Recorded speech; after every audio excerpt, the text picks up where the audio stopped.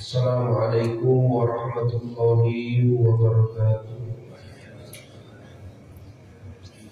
Alhamdulillah, wassalatu wassalamu ala rasulillah Nabi Muhammad ibni Abdillah wa ala alihi wa sahbihi wa wala la hawla wa la quwwata illa billah. Asyhadu an la ilaha illallah wahdahu la syarika lahu wa asyhadu anna Muhammadan abduhu wa rasuluhu nabiyyan wa rasulan ba'da. Allahumma shalli wa sallim ala sayyidina Muhammadin wa ala alihi wa ashabihi ajma'in, amma ba'du. Hadratil muhtaramin wa ahibba'il kiram, seluruh jamaah Masjid Nur Jihad, mudah-mudahan kita semua senantiasa dilindungi dan dirahmati oleh Allah Subhanahu wa ta'ala. Alhamdulillah, puja dan puji syukur mari sama-sama kita hantarkan kepada Allah Subhanahu wa ta'ala. Allah masih memberikan kita nikmat yang luar biasa. Allah masih izinkan kita untuk menapaki kaki ke tempat yang salah satu tempat dimuliakan oleh Allah. Mudah-mudahan dengan rasa syukur kita kepada Allah Subhanahu wa ta'ala, kita masih atau kita diaku sebagai hamba Allah Subhanahu wa ta'ala. Tidak lain, tidak bukan yang kita harapkan adalah pengakuan Allah sebagai abdan syakur, yaitu hamba yang pandai bersyukur kepada Allah. Salawat serta salam sama-sama terhantarkan kepada Nabi besar kita, Nabi kita Muhammad sallallahu alaihi wasallam, dengan lafaz Allahumma salli ala sayyidina Muhammad wa ala ali sayyidina Muhammad. Mudah-mudahan dengan bersalawat kepada Rasulullah sallallahu alaihi wasallam kita dapat berziarah ke makam baginda Rasulullah sallallahu alaihi wasallam dalam rangka haji wal umrah, dan di kelak di yaumil akhir kita mendapatkan syafaatul ujmah dari Rasulullah sallallahu alaihi wasallam. Ma'asyiral hadirin, sebelumnya saya mohon maaf. Minggu lalu saya agak ada janji, ternyata saya baru ingat ketika tadi saya sholat sunnah. Saya sebelum majelis ingin membacakan syair Muhammadiyah, cuma kebetulan tidak bawa saya itunya. InsyaAllah minggu depan saya akan bagi ke hadirin salah satu persatu. Syair Muhammadiyah itu saya dapatkan melalui wasilah mimpi. Wasilah mimpi bertemu dengan Tuan Guru Sapa Syekh Abdurrahman Siddiq rahimahullah. Jadi 3 kali termimpi sama beliau. Yang ketiganya itulah baru beliau sampaikan kepada kami, kalau mau buka majlis, mau buka pengajian, biasakan bukalah dengan sholawat. Sholawat yang masyhur bagus untuk mengundang Rasulullah itu adalah sholawat Muhammadiyah. Maka di mana-mana kalau kayak di kampung, kayak di mana-mana saya buka selalu pakai syair itu. Tapi alhamdulillah Allah kasih nikmat lupa. Insyaallah minggu depan saya bagi ke jamaah pada hadirin, saya titipkan insyaallah ke Pak Bambang. Mudah-mudahan dengan syair Muhammadiyah tersebut kita dapat mengundang Rasulullah SAW di hadapan kita semua. Alhamdulillah, kita masuk kepada bahasan haji dan umrah.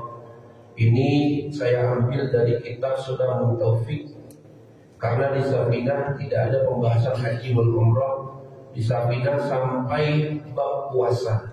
Maka sebelum kita memulai, kita berdoa melalui Al-Fatihah, mudah-mudahan kabul hajat kita dan dapat keberkahan dari musannif dan kita. Al-Fatihah dan Muhammad Rasulullah sallallahu alaihi wasallam wa ala alihi wa sahbihi wa ahlihi kiram.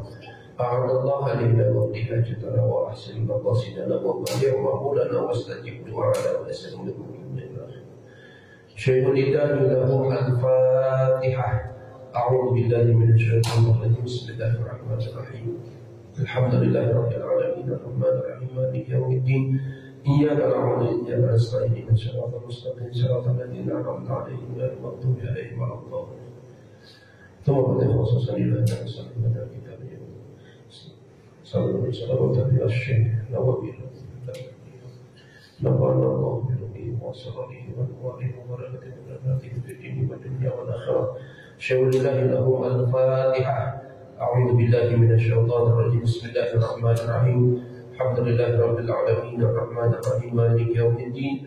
Iyyaka na'budu wa iyyaka nasta'in ihdinas siratal mustaqim siratal ladzina an'amta 'alaihim ghairil maghdubi 'alaihim waladdallin. Bismillahirrahmanirrahim. Faslun, bermula ini yaitu suatu pasal. Yajibul hajja wal umrata, bermula wajibnya haji dan umrah fil umri marratan, yaitu satu kali seumur hidup. Jadi umrah atau haji dan umrah wajib bagi kita semua satu kali seumur hidup. Jadi jangan lagi katakan umrah itu sunnah. Jangan lagi kita katakan umrah itu sunnah. Rasulullah memang pernah umrah, tapi yang harus kita ingat adalah Rasul itu tidak akan pernah bergerak melakukan suatu ibadah terkecuali atas wahyu yang turun kepada dia. Jadi haji dan umrah itu wajibnya satu kali seumur hidup kita. Bagaimana Ustaz kalau udah ada yang umrah 2 kali atau haji 2 kali, itulah baru termasuk kepada hukumnya sunnah. Jadi wajibnya 1 kali, umrah 1 kali, haji 1 kali, atau yang biasanya yang wajib itu Allah itu di dalam Al-Quran selalu menempatkan wa'atimul hajja wal umrata lillah. Jadi haji dan umrah nanti kita bahas. Apakah haji dulu atau umrah dulu? Biasanya kayak gitu pertanyaannya. Yajibul hajja wal umrata fil umri marratan 'alal muslim. Wajibnya itu bagi orang yang muslim atau beragama Islam. Hurri, al-hurri yaitu mereka yang merdeka. Al-mukallafi, mereka yang mukallaf. Mukallaf itu baligh wa tamyiz. Jadi balik dia cukup usianya, dan tamyiz itu bisa membedakan yang mana baik yang mana buruk bagi dirinya. Itulah yang dinamakan mukallaf. Wal mustati'i, yaitu bagi yang mampu. Nah, ini dia. Jadi haji dan umrah itu wajibnya 1 kali 1 umur hidup kita. Bagi seorang muslim, dia merdeka, dia mukallaf, dan dia mampu. Yang tidak mampu gimana? Yang tidak mampu belum terhukumkan dia wajib haji dan umrah. Jangan salah paham di sini. Karena saking rindunya kita ke Baitullah, kita paksakan untuk berangkat haji dan umrah, mohon maaf, dengan biaya nyicil atau utang. Nah, ini yang harus digarisbawahi buat kita. Bagi yang mampu ini tolak ukurnya masih banyak. Tolak ukurnya diantaranya bima yusiluhu wa yarudduhu, yaitu ia mampu dengan sesuatu yang menyampaikan dia ke tempat tersebut, au yarudduhu, atau dia memulangkan dia kembali ke tanah airnya. Fadilan andainihi, yaitu tidak menyisakan utang yang banyak ketika dia mengerjakan amaliyah tersebut. Jadi kalau mau berangkat haji dan umrah, hatta sekalipun kita rindu Haramain, rindu Baitullah, tapi kalau kita masih meninggalkan tanggung jawab yang besar, yang paling pertama wajib bagi seorang muslim tersebut adalah menuntaskan tanggung jawab tersebut, atau utanglah kita bahas. Karena bakal bisa jadi fitnah antar sama kita. Kalau misalkan kita punya utang yang banyak, tahu-tahu kita berangkat umroh, otomatis orang bakal bertanya, uang dari mana? Kok dia punya utang sekian belum dia tuntaskan, dia berangkat ke Baitullah. Ustaz, kan haji dan umroh itu panggilan Allah, benar panggilan Allah, tapi jangan salah. Ada di surah Ali Imran itu tertulis Allah memanggil benar bagi orang yang ingin berusaha. Jadi ikhtiarnya ada untuk menuntaskan semua kewajiban dia. Ketika dia sudah dinotis oleh Allah mampunya ini menurut versi Allah. Yang maksud Allah panggil dia itu adalah dia mau berusaha, berikhtiar untuk memenuhi semuanya. Bahkan ya Buya Yahya yang terkenal dengan ahli fiqh di Jawa sana, beliau bahkan mengeluarkan satu statement yang mungkin agak ganjil sama kita. Jangan pernah kita itu berusaha sekuat tenaga untuk mengumpulkan dana haji dan atau dana umroh, sedangkan kita tidak peduli dengan nafkah kita terhadap keluarga. Jadi dahulukan nafkah, dahulukan nafkah keluarga. Kalau Allah nanti angkat status derajat kita menjadi jauh lebih baik dalam tanda kutip hal rizki, barulah kita rencanakan hal tersebut. Kalau memang dalam anggaplah, mohon maaf nanti, kalau usia kita sampai, kita belum diberi Allah kemampuan untuk berangkat di sana, kita tidak dibebani dosa.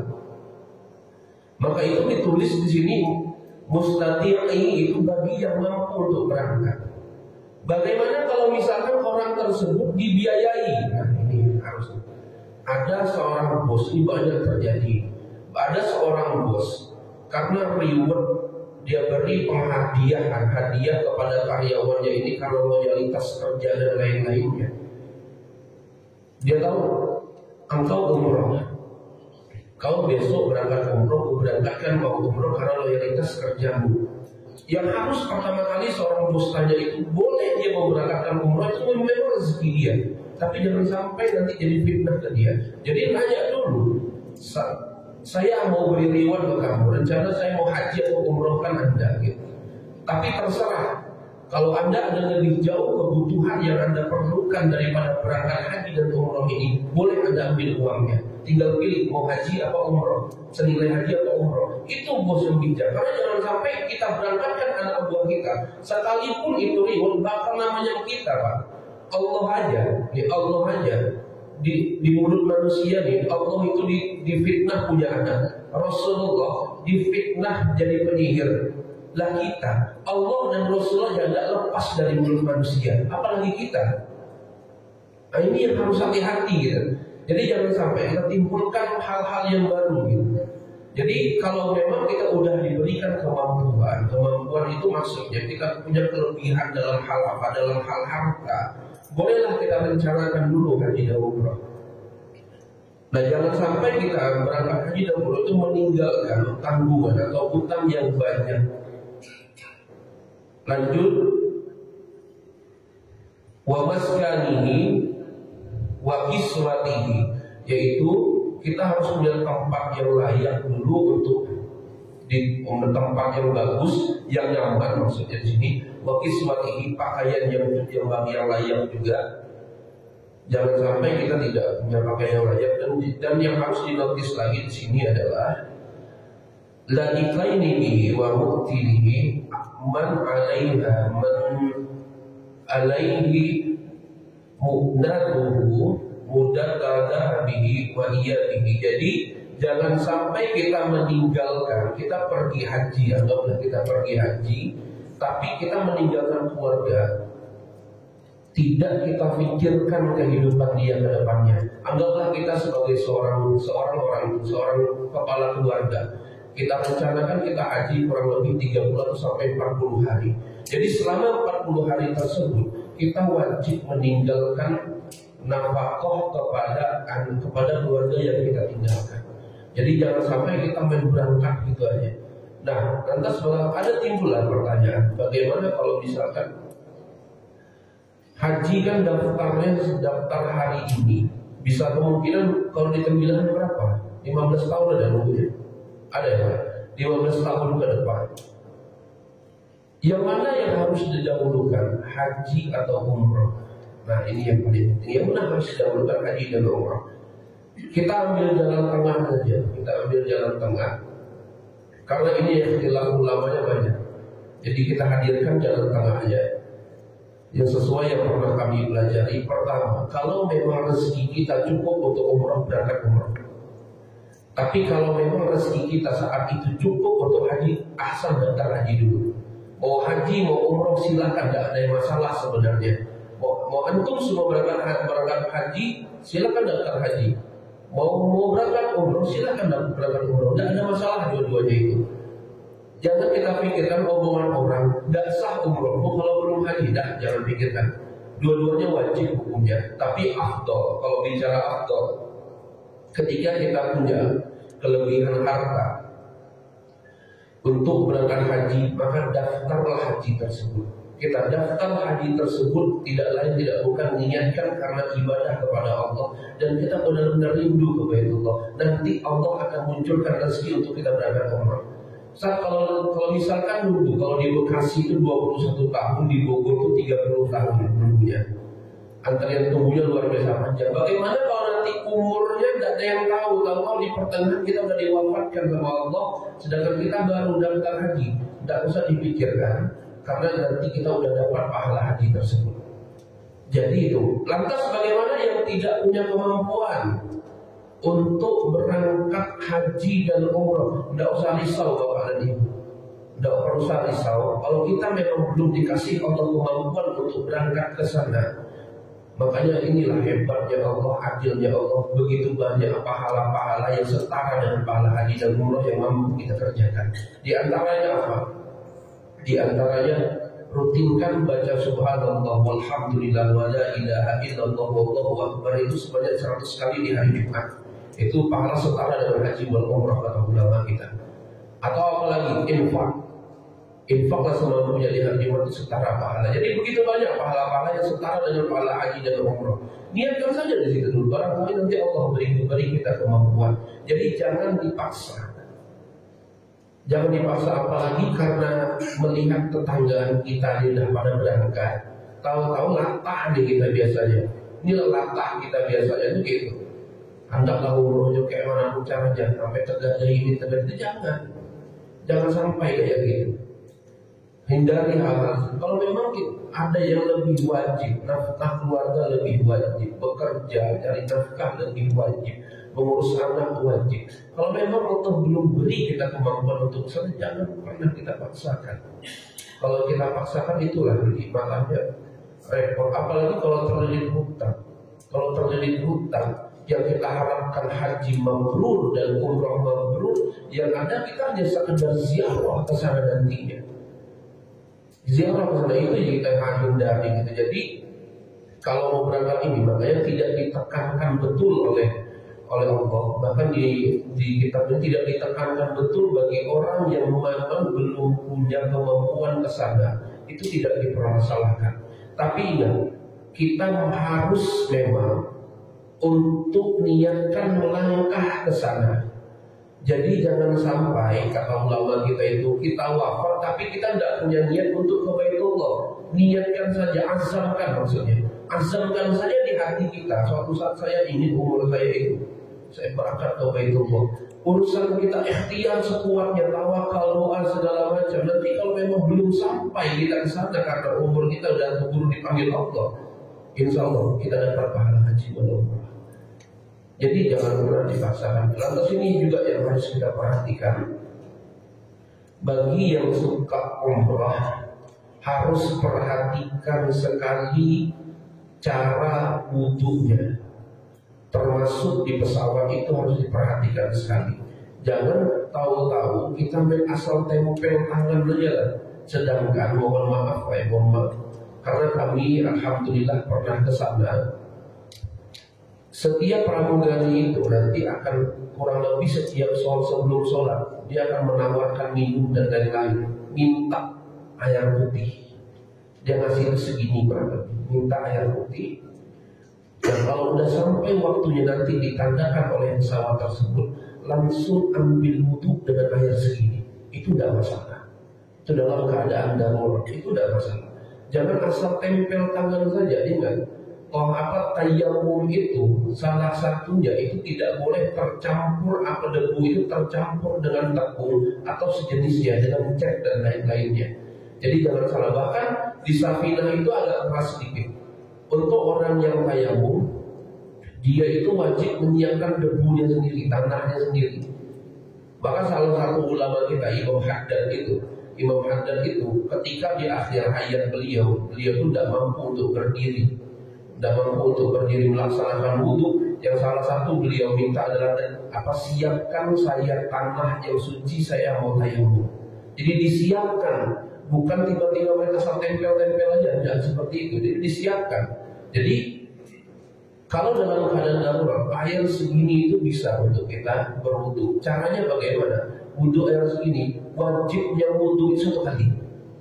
Wajibnya wudu satu kali, 2-3 itu sunnahnya. Jadi ambil yang wajibnya saja, tidak mesti harus umur cuci tangan, tidak. Niat basuh muka kita secara merata, basuh tangan kita satu kali, basuh remasu syai'in sebagian dari kepala kita, harus kena rambut, basuh kaki kita. Kalau memang kuping tidak mau meminta, lewatkan, karena ini sunnah dalam wudu. Itu tidak masalah. Dalam keadaan darurat sunnah wudu tidak masalah ditinggalkan. Tapi nanti kalau udah, jangan pula sampai di Madinah di Mekah kita lakukan pula yang kayak itu. Jangan. Jadi harus sesuai macam. Jadi itu haji dan umrah itu bagi yang punya kemampuan, dan dengan kemampuannya tersebut tidak menyisakan tanggungan dia ketika di tanah air, dan tanggungan secara keluarga yang ia tinggalkan terpenuhi selama yang ia tinggalkan. Nah, yang selanjutnya apa?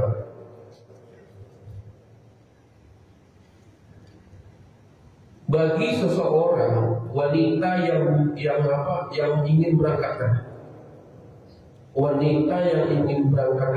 berangkat umrah itu mungkin kita sering dengar dengan istilah mahram, harus ada mahramnya.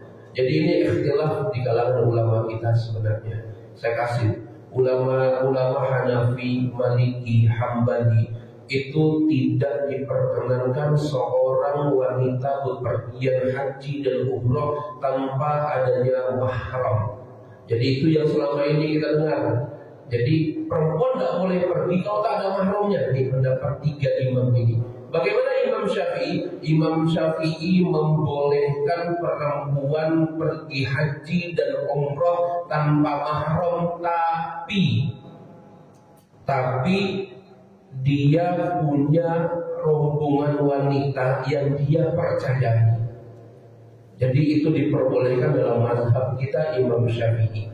Kalau mazhab 3 mazhab yang lain tidak diperkenankan. Jadi itu. Nah, lantas bagaimana kalau misalkan ada satu orang pernah datang ke kami, dia itu kaya, anggaplah kekayaan itu luar biasa lah, tapi dia punya takut buat berangkat haji dan umroh. Karena apa? Karena takut kena balak di sana katanya. Saya takut kena balak di sana, karena yang statement selama ini yang dia dengar ketika haji dan umroh itu, ada orang yang kada bisa berkami di sana, ada yang kada bisa melihat Ka'bah, ada yang tidak, bahkan tidak sampai di Masjid Nabawi, sampai di pintu Masjid Nabawi. Tahu dia pingsan, tahu balik lagi ke hotel, sholat di lobi hotel. Ada, jadi yang dia dengar itu adalah statement-statement seperti itu. Padahal dia kaya di Kabupaten Bogor itu, orang termasuk orang kaya di Kecamatan Palu.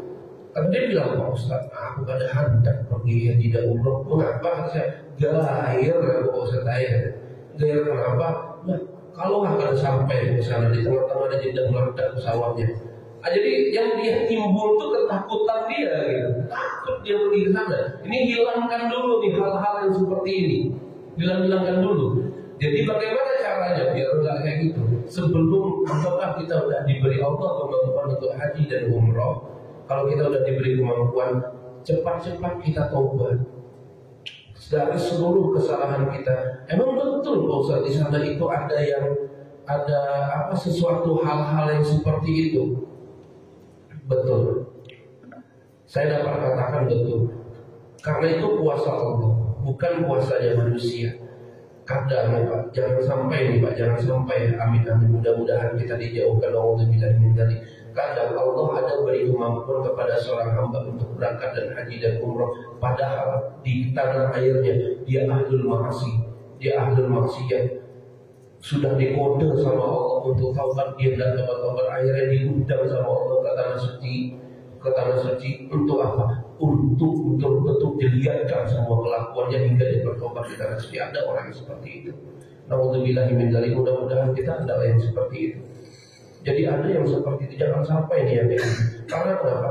Allah itu Pak, selalu beri sinyal kepada kita kalau kita itu sudah jauh dari Dia. Allah itu selalu beri sinyal. Di antara sinyalnya apa? Pertama kali, mungkin bahwa kita semua ingat, pertama kali kita melakukan sebuah kesalahan, hati ini menolak keras. Itu sinyal-sinyal dari Allah. Sehingga anggaplah kita udah belok ke jalan yang kiri luar biasa, semua sinyal itu masih ada. Itulah letak perhatiannya Allah sama kita. Maka kalau sudah tidak diabaikan, jangan sampai ya Allah, ya Allah, jangan sampai. Karena ada orang, saya pernah dengar cerita dari guru-guru saya yang udah berangkat lalu. Orangnya ahlul ma'asi, bangga dia, jumawa dia, berangkat ke tanah suci karena dibiayai oleh orang. Jumawa dia. Nah, kalau bahasa kita dia gini bahasa, mending kayak aku, kada sholat, kada puasa, kada zakat, kada apa-apa, berangkat ke tanah suci. Nah, kalah kalian yang rajin sholat. Jadi berangkatlah dia, tahu-tahu sampai di menjadi tanah halal dan tanah haram itu ada pemisahnya, ada Quran yang besar. Quran yang besar sana itu ada. Sampai melewati masuk satu ke tanah haram, mendadak itu dia pingsan. Ini jadikan pelajaran bagi kita. Mendadak dia pingsan. Tidak lama setelah di depan hotel dia sadar, dia mau turun kakinya tidak bisa digerakkan semua. Allahu Akbar, ampuni dosa-dosa kita semua ya Allah. Jadi jangan sampai kaki tidak bisa digerakkan hingga 14 hari dia di sana, umrah di sana, tidak kemana-mana, di kamar. Akhirnya yang korban apa? Orang sekamar sama dia. Orang yang sekamar sama dia korban. Korbannya kenapa? Gak mungkin dibiarkan kawannya sendirian di kamar. Ke kamar mandi tidak bisa, ngangkat badannya untuk bangkit itu tidak bisa, harus ditolong semuanya. Tak kalau udah jamnya waktunya dia pulang dari umroh, keluar dari tanah haram sehat semuanya. Sehat semuanya. Keluarnya dari tanah haram, tanah halal sehatnya. Kalau mendadak semua bisa bergerak lagi. Di situ dia luar biasanya minta ampun sama Allah. Jadi jangan sampai Pak kita diundang oleh Allah ke tanah suci hanya untuk menjadari dosa-dosa kita. Maka kalau memang kita semua berazam untuk niat berangkat haji dan umrah, sebelum niat itu kita pasang makom taubat dulu yang kita buka. Buka makom taubat kita kepada Allah. Setiap hari minta ampun kepada Allah. Kita jangan kalah sama Rasulullah. Rasulullah itu setiap hari minta ampun sama Allah 70 kali, bahkan sampai 100 kali setiap hari minta ampun sama Allah. Kita jangan kalah sama Rasulullah, tidak samakan sama Rasulullah. Bukan ingin menandingi ibadah Nabi, enggak, tapi jadi tolak ukur kita Rasulullah itu. Kalau Rasul satu hari aja 70 kali beliau minta ampun, apa kabar kita sebagai hambanya, sebagai umatnya? Setiap hari itu buka makom taubat kita kepada Allah. Istighfar kita sebanyak 70 kali atau 100 kali. Sebelum tidur sholat taubat kita, atau kita bangun qiyamul lail jam 2, jam 3 kita bangun. Sholat taubat kita, sholat hajat, sholat tahajud, sholat taubat, tutup dengan witir, minta ampun sejati-jatinya kita sama Allah. Agar apa? Agar kita dekat kembali sama Allah Subhanahu wa Ta'ala. Makanya Pak, jangan sampai kita terjadi hal-hal yang seperti ini. Jadi jangan takut Bapak dan Ibu. Kalau misalkan jangan ada ketakutan. Terus jangan pernah berpikir, aku mah haji sama umroh tunggu dipanggil Allah aja. Jangan tuh berpikir kayak gitu. Tapi kita kata Allah tulis dalam Al-Quran, untuk orang yang ingin berangkat haji dan umroh harus ada usahanya dia. Harus ada usahanya. Usaha untuk beliau tuh sampai kepada haji dan umroh dalam hal segi materi. Makanya ibadah itu ada tiga. Ibadah itu ada tiga. Ibadah fisik yang kita lakukan, sholat. Ibadah harta yang kita lakukan kayak seperti zakat. Ada pula ibadah fisik dan harta, yaitu haji dan umroh ini ibadah fisik dan ibadah harta. Jadi mau haji dulu kalau memang ada rezeki kita untuk menjaga protokol.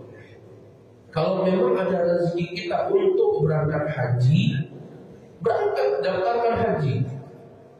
Masalah nanti berangkatnya 15 tahun lagi, 20 tahun lagi, 30 tahun lagi, ya itu urusan nanti. Yang penting sudah ada ikhtiar kita untuk mendaftarkan diri kita haji. Kalau ada lagi yang satu bulannya berpenghasilan 500 juta, nah apa tuh namanya di sini? Kalau di sana namanya haji plus, yang daftar tahun ini berangkat tahun ini.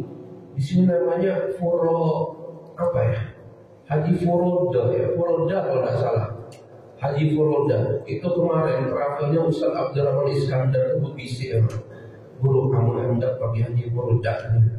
Beliau kemarin bisa daftar awal berapa guru? 350 juta darahnya itu juga ada zaman dibagaikan darahnya itu ada zaman guru aja gitu. Jadi kita 350 juta ada rezeki kita ya, mudah-mudahan kita dikasih Allah rezeki seperti itu. Berangkat 350 berangkat, tidak masalah itu jalan-jalan lainnya. Kalau memang kita cukup hanya diberi kemampuan, entah kabar betul apa tidak, haji naik katanya. Jadi 96, 69, 49 ya. Oh, tidak naik kan? Berarti tidak turun. Ada yang isu-isu naik haji naik betul, tidak jadi. Kalau ada yang rezeki, memang rezeki yang anggap rezeki nomplok lah, semua kebutuhan kita sudah ada rezeki kita 50 juta, daftarkan aja dulu 25 juta. Makanya itu walid, abah dan umi saya itu saya bilang, mama sama papa tuh diberi Allah kemampuan daftar haji dulu, jangan umroh terus, daftar haji dulu. Nanti berangkat lama, untuk urusan belakang, nanti berangkat lama itu urusan belakang. Yang penting daftar dulu hajinya, karena Allah udah titip rezeki gitu. Mau setelah itu umroh berkali-kali silahkan, tidak masalah. Tapi daftar dulu haji ya. Setidaknya kita udah ada usaha untuk menuntaskan kewajiban kita sebagai umat Islam. Kalau yang belum, jangan jadi beban. Allah itu tidak pernah memberatkan seorang hamba. Allah itu tidak pernah memberatkan seorang hamba. Contohnya banyak. Kita tidak mampu sholat diri, Allah suruh duduk. Tidak mampu suruh duduk, Allah suruh berubah. Tidak mampu suruh berubah, ya isyarat. Tidak mampu juga isyarat, kita sholat dan sama-sama orang gitu. Selesai perkara itu. Jadi Allah itu selalu tidak ingin memberatkan hambanya itu seperti itu. Gitu. Jadi jangan kita yang memberatkan diri kita sendiri. Untuk kita lanjut, wa arkanul haji, dan rukun haji ada. Yang terus wajib haji ada, ini beda. Rukun haji itu wa arkanul haji, dan bermula rukun haji al-ihram, yaitu ihram. Ihram itu kita tahu bukan melambit kain ihram, bukan. Ihram itu niat sekaligus dilapisi dengan pakaian yang memang udah standarnya ihram. Biasanya itu pakaian yang dikategorikan tidak berjahit bukan berarti tidak berjahit secara penuh. Kalau kita lihat ihram kita itu, kalau kita tegas ada ya jahitannya. Kalau kita tegaskan, saya tahu itu jujur juga kata mutawif ini kan, make itu saya tuh suka seperti itu. Ketika melakukan ibadah, ada seorang mutawif yang menjelaskan kita menggunakan kain ihram yang tidak berjahit. Saya dapat ihram di rumah, saya kasih mana ada ya jahitannya. Ternyata pas saya tanya kepada guru-guru saya, bukan maksud kain yang ada berjahit itu. Yang tidak boleh itu disarungkan. Ngerti katanya? Dipakai sarung itu, kita jahit, kan dia lepas ya. Kita jahit ujungnya masuk, kan tinggal gini-gini kan aja selesai. Kalau mau ihram itu kan kita ada musuh nggak boleh. Nah kayak gitu.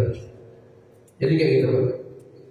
Jadi yang ada boleh itu dibentuknya itu model disarungkan. Model disarungkan beda cerita. Kalau bobinian beda lagi. Pada mungkin bobinian dipakai kayak gitu, sadap dan kayak gitu kan, lipat gitu. Jadi bukan yang tak berjahit seperti maksudnya berjahit itu yang sifatnya tidak disarungkan, termasuk yang tidak seperti pakai baju lah, atau seperti pakai sarung dan celana lah seperti itu. Jadi ihram itu niatnya biasanya ihram itu ada yang niat di atas pesawat ketika melewati tempat tersebut, ada juga yang sekarang saya udah lama dan saya lupa namanya. Dari Mekah tuh ada yang dekat, ya Lam, ada yang udah pernah ke sana. Jadi yang wajibnya umrah, anggaplah kita bahas haji dan umrah dulu. Wajibnya umrah itu 1 kali. Biasa travel itu menjadi 3 kali. Nah boleh tidak Ustaz kalau misalkan kita umrah niatkan untuk orang tua kita, atau kita haji kedua kalinya niatkan untuk orang tua kita? Boleh. Kita membadalkan orang tua kita itu boleh. Pahalanya sampai ke orang tua, sampai. Bujur Ustaz sampai. Ada dalilnya. Nah inilah kalau kita tahu sebetulnya dalil. Ada dalilnya. Dalilnya kayak gini. Ada seorang anak pada zaman hidup pada zaman Rasulullah itu bertanya sama Rasulullah, ya Rasulullah, orang tuaku itu sudah tidak ada. Apa amal yang bisa aku persembahkan sebagai amal jariah untuk kedua orang tuaku ya Rasulullah? Maka Rasul bilang, kau buat sumur di samping masjid itu. Setiap orang yang gunakan untuk wudhu, maka pahalanya sampai kepada almarhum abahmu dan almarhum umimu. Jadi ini kalau tidak dikias repot. Kias itu kalau tidak diperluas oleh ulama repot. Setiap ada abahnya yang meninggal, ya gali ke sumur. Nah berbanyak itu kemudian berapa sumur tergali di sini nih. Mau masuk masjid kita campur dulu. Kita jangan ada gitu. Jadi kalau tak dikias, inilah kenapa kias jemaah ulama itu penting jadi dalil. Jadi jangan sembarangan yang mengatakan kita cukup Al-Quran dan As-Sunnah saja. Bingung memahaminya nanti gitu. Jadi butuhnya kias ulama itu seperti itu. Jadi dikias oleh ulama. Kalau sumur kayak gitu aja bisa sampai pahalanya kepada orang tua, apalagi kalimat-kalimat thayyibah, apalagi kalimat-kalimat baik yang ibarat kita kirim Fatihah, kita kirim doa, kita badal haji, badal umrah itu sampai kepada almarhum dan almarhumah. Amun kada percaya Bapak, cobalah dulu Bapak. Adakah yang hendak mati kita doakan Fatihah sama-sama aja. Amun hendak gitu kan, coba kita. Amun sampai nanti hubungin, jangan hubungin saya, hubungin PRT. Sampai gitu. Hubungin saya gaya juga saya. Jadi kayak gitu, jadi sampai gitu. Jadi mau badal silahkan. Lantas larangan-larangan ihram itu bagaimana? Larangan-larangan ihram nanti ada di selanjutnya. Yang kedua, wa arkanul ihram. Yang kedua, wal wukuf bi Arafah, yaitu wukuf di padang Arafah. Ini yang tidak ada di umrah. Ini tidak ada di umrah. Wukuf di padang Arafah itu tidak ada di umrah. Jadi yang adanya di haji. Itu yang membedakan haji dan umrah dalam segi rukun. Ini yang membedakannya. Wukuf di padang Arafah itu ini luar biasa juga pahalanya. Kalau misalkan mudah-mudahan semua berdoa Allah sampaikan kita untuk melaksanakan ibadah haji atau umrah ini. Wukuf di padang Arafah itu ibarat bahasa kita yang kita minta hari itu ampunan, Allah kasih ampunan hari itu. Jadi tapi tetap sebelum itu ya kita pasangkan azab kita agar sampai ke sana. Yang selanjutnya wasa'yu baina Safa wal Marwah, dan sa'i di antara Safa dan Marwah. Sa'i itu bisa diartikan berjalan, bisa diartikan lari-lari kecil. Kalau sudah sampai di sana, itu ada berjalan, nanti ada tanda lampu hijau, itu lari-lari kecil di situ. Jadi dipandukan oleh ulama sana. Jadi dua arti itu dipadukan langsung oleh ulama sana. Sa'i baina Safa wal Marwah. Itu 7 kali putaran. Mulai dari Bukit Safa berhentinya di Bukit Marwah. 1, 2, 3, 4, 5, 6, 7 di Safa dan Marwah berhentinya. Itu satu ke sana 1 kilo kurang lebih. Jadi secara tidak langsung 7 kilo untuk kita ke sana. Nah 7 kilo. Dulu waktu 2018 itu udah berapa ya berat badannya? Udah 100-an kalau tidak salah. Tapi entah kenapa betul-betul Allah sanggupkan untuk melaksanakan ibadah itu. Jadi jangan pernah takut Bapak dan Ibu, jangan pernah takut. Kayak apapun dosa kita yang kita perbuat di tanah air, yang penting kita mau ketemu sama Allah dalam rangka taubat kita kepada Allah. Insya Allah di sana kita tidak ketemu apa-apa yang kita takutkan. Yang harus kita yakinkan dalam hati kita, la ana inda zanni abdi bi, kata Allah. Allah itu bagaimana prasangka hambanya. Kalau yang muncul di kepala kita, di hati kita adalah ketakutan yang seperti itu, bisa jadi nanti Allah tunjukkan semuanya di sana. Tapi kalau sudah di tanah air sejati-jatinya kita minta ampun sama Allah, kita bertobat sama Allah, kita niat haji dan umrah itu sebagai ladang ibadah kita sama Allah, dan ketika pulang dari haji dan umrah kita tinggalkan seluruh dosa-dosa dan kemaksiatan kita, insya Allah tidak akan ketemu yang seperti itu. Di kita ini Pak, tidak ada satu orang pun yang tidak luput dari dosa. Allah tuh baik saja, baiknya Allah tidak ditunjukkan aja ke kita semua. Nah dari dosanya yang mana ditunjukkan aja sama Allah. Jadi Allah udah tutup aib kita, kita pun harus tutup aib kita. Minta ampun sama Allah. Jadi jangan pernah timbulkan rasa ketakutan di sana. Apapun yang terjadi di sana kita jadikan pelajaran semuanya. Jadi seperti itu. Jadi jangan takut, dan termasuk Bukit Safa dan Marwah insya Allah. Wah, yang ada terlewat ternyata. Wa tawafu bil baiti, dan tawaf di putaran Ka'bah tersebut sebanyak 7 kali. Kalau penuh nanti putarannya ada di lantai kedua. Kalau penuh putarannya ada di lantai ketiga. Kalau penuh lagi putarannya ada di lantai keempat. Semakin tinggi lantainya, semakin jauh putarannya, semakin besar juga pahalanya. Kalau saya lebih baik yang di bawah aja gitu. Di bawah gitu. Nah, kalau di sana, kalau udah haji dan umrah lah kalau udah di sana. Bagi yang nanti insya Allah akan berangkat di bulan-bulan selanjutnya, dawamkan tawaf sunnah terus.